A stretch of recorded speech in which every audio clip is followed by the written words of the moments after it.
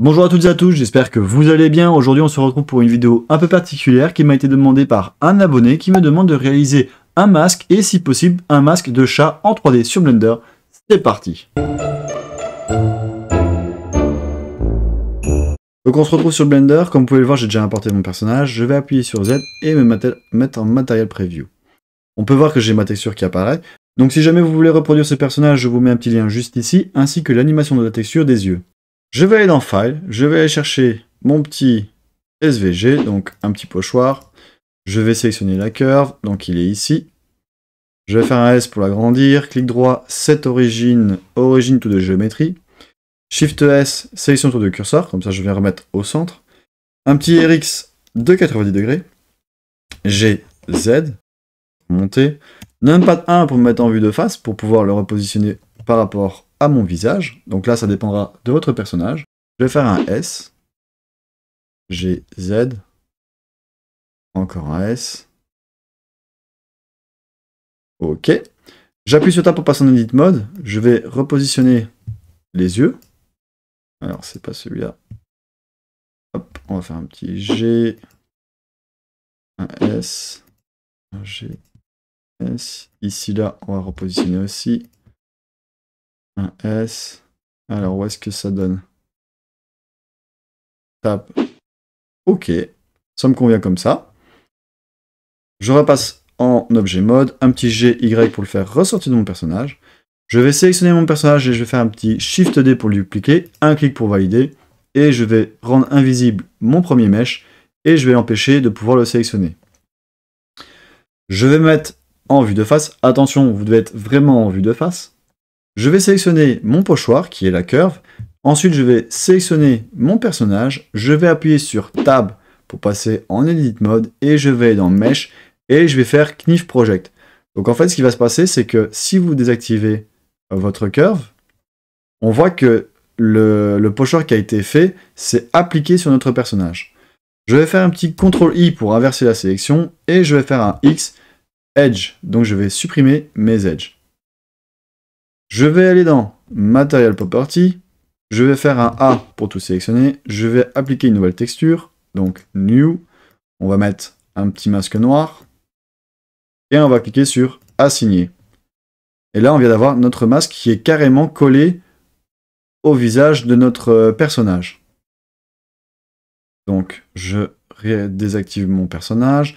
On va retravailler notre mesh. Donc, j'appuie sur 1 pour sélectionner les vertices. On voit qu'il y a des vertices ici. On fait un X vertice. On va aller ici. Hop. On va sélectionner toutes les vertices qui sont ici. X. Et on va faire un petit... un M, pardon. Add Center. Comme ça, on aura 1, 2, 3 et 4 vertices. Et je vais faire ça pour toutes mes vertices pour que mon maillage soit propre. Donc je vais faire ça en accéléré dans 3, 2, 1.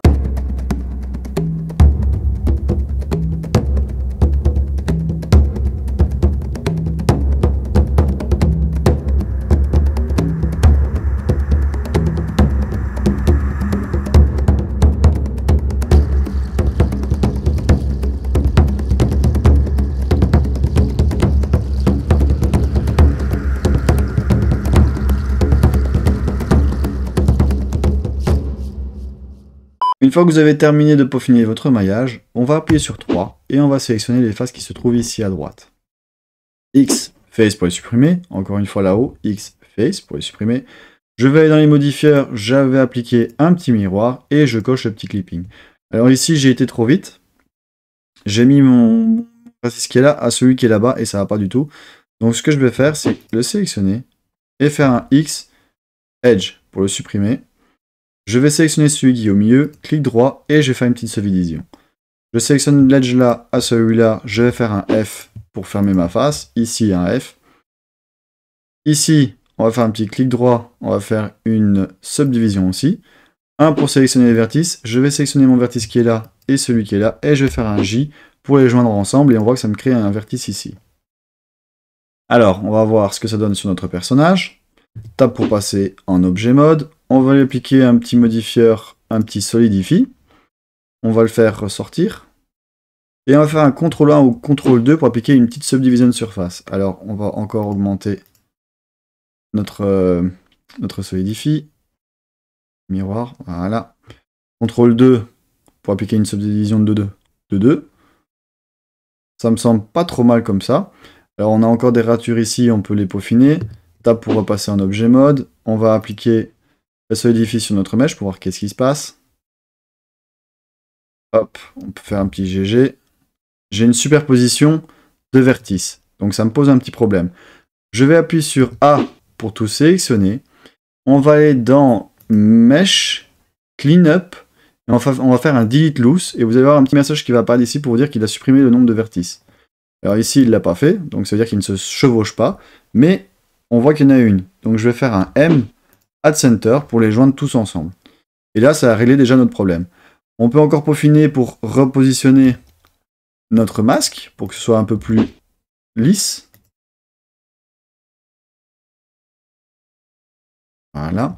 Attention que la façon dont je vous ai montré ici, les oreilles du chat vont se coller carrément au personnage.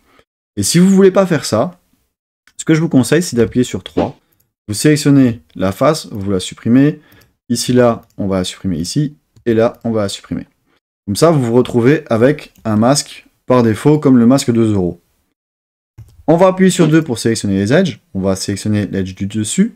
Et je vais faire une extrude en Z. Je vais faire peut-être une petite rotation, un scale et un G pour le repositionner là où j'ai envie. Ensuite, je vais sélectionner ma vertice qui est là et je vais le redéplacer.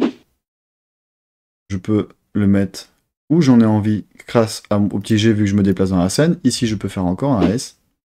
Si je me mets en vue de côté, en fait, là, vous avez les oreilles qui sont carrément décollées par rapport au personnage. Donc voilà, je viens de vous montrer comment faire un masque sur un personnage. C'est la même technique que j'ai utilisée pour faire une citrouille, donc je vous mets un lien juste ici. Et selon moi, ce serait la meilleure technique pour avoir vraiment le masque qui colle à la peau sur le personnage. Même s'il est complexe, ça pourrait fonctionner. Attention, il faut bien refaire son mesh de son masque, sinon vous allez avoir des petits soucis au niveau de la solidification de votre mesh. Donc voilà, j'espère que la vidéo vous aura plu. N'hésitez pas à me dire ce que vous en pensez en commentaire. Comme d'habitude, vous aurez un petit lien de téléchargement en commentaire pour le masque. Et je vous dis à la prochaine.